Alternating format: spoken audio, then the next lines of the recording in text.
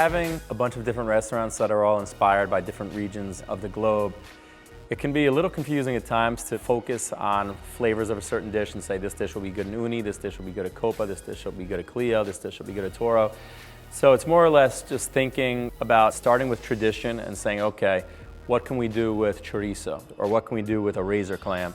And then come up with something that could maybe have one ingredient in one restaurant. So for instance, in Toro, we could serve maybe razor clams with a vinaigrette of piquillo peppers and preserved lemon.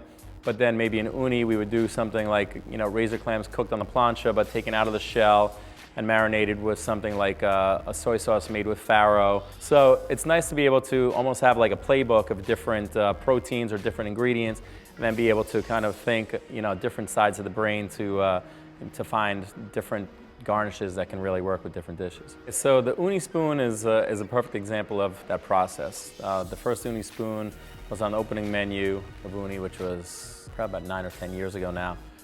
And what I wanted was pretty much one bite that packed a lot of punch. So basically, the uni is not so in your face. Wanted to serve it with something luxurious, which is the acetra caviar, something creamy, which is the quail egg yolk, something a little bit acidic to kind of wake up the uni, which is lemon juice. Soy sauce, in my opinion, makes everything taste better, especially raw fish. A little bit of sea salt to make sure that the egg yolk isn't too bland. And then some chives, and that pretty much is basically it. So it's just one bite on a spoon. That's absolutely delicious. Then when we moved into Toro, I wanted to create a variation of that, being that this was a dish that is something that I've been very proud of, and it's something that I've loved and I've had on the menu from day one. I wanted to create something a little more Spanish.